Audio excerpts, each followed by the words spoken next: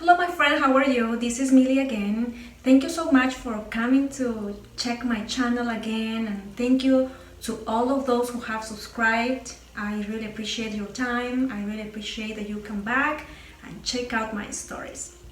I've been trying to think of the perfect topic for my first video in English, and I couldn't find it for a while. I was trying to think what story to tell you, what experience to share with you, and it was hard. I couldn't find it until not long ago, at the beginning of this stay-at-home time. I found the topic and I thought, oh, let me share this story with you because it has to do a lot with me trying to express myself in English, not being a native speaker, right? First of all, my English, I know, is not perfect. I know my accent is a very strong accent. From someone who is Peruvian, I am very proud of it and I like my accent and I know there is nothing wrong about it. I run a little business online in Lima, Peru. So for me it's very usual to check my different social media accounts like Instagram, Facebook, YouTube.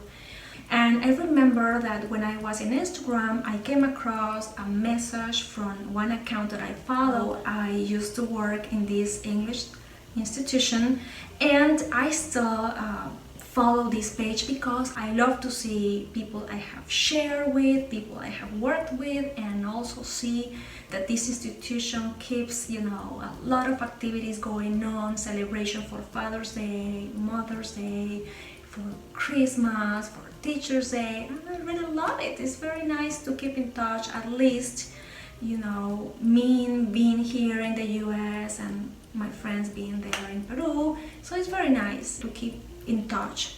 This account is followed by lots of teachers and students and parents. I remember that I was watching this video and it was one of my friends sharing with students different resources that students have in order to practice their pronunciation, grammar, listening skills. But I noticed immediately that there were some comments that were not really positive. In fact, they were really hard on the teacher's accent. So a lot of people started to comment that they couldn't tell very well if it was American English accent or British English accent. I thought that, wow, this is a very interesting topic. There seems to be a little misunderstanding of students who think that accent is a very, very important factor when learning English. First of all, I think that they are right, accent, intonation, pronunciation, all these things are important. But I think that there's some misunderstanding in the process. Well, at the beginning, I think when you are in basic level, you should be focusing more on your vocabulary and grammar and your listening skills and your speaking skills, and that's fine. But if you think of accent at a very early stage in your learning English process, I think that it could be a little demotivating, and I could suggest just not stress on this. You can think of, oh, I'm never going to speak English like a real native speaker. Oh, I can never use that intonation. Oh, why I can't speak like that? So all these things can really have a negative impact instead of positive. So I would like to share with you 3 pieces of advice that I can tell you from my story. There's always something to improve, either your listening, speaking, your accent, your pronunciation. You can never say, oh, my English is perfect, so now I'm fine. No, you are never going to say that, because in the same way that you never stop learning Spanish, even when you are from Peru, from a Spanish-speaking country, the same way with English. You can never say, oh, I already know enough, right? So there's always room for improvement, and that's fine. But let me share with you, if you want to improve your accent, there are some courses that help you improve and reduce your accent, right? But I can take those classes. I would love to learn playing the piano. I would love to learn to dance. I would love to learn how to paint.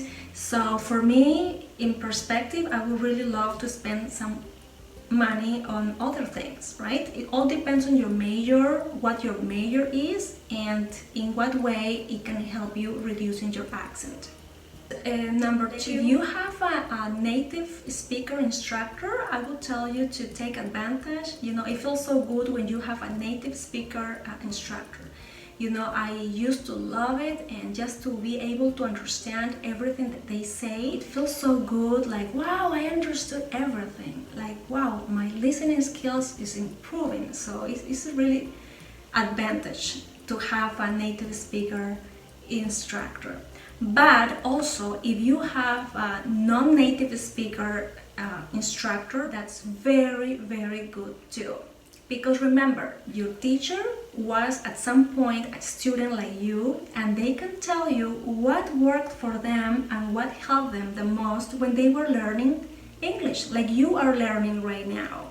So it's a very good advantage too to have a teacher who had to learn the language like you are trying to learn. And number three, if you have someone on social media, try to focus on the message, try to focus on the big picture, because it is not an easy task to be in front of a camera. Teachers are going through a process and they're gonna learn these new skills. So I would tell you, please be very considerate and appreciate, and don't try to look for how the posture that she was having was not right, or the pronunciation, or the word that she used. Try to be, at this time, try to be very sensitive and appreciative of what is the goal. And that's all for now. I hope you really find this video helpful, and that's all I wanted to share. If you would love to leave me a message or a comment, you can comment below. If you would love to hear another story and suggest the topics, I'll be back with you shortly. And if you have not subscribed to my channel, I would really appreciate if you can do it. And don't forget to press on the bell so you can get a notification of my next video. Thank you so much. Have a good one. Bye.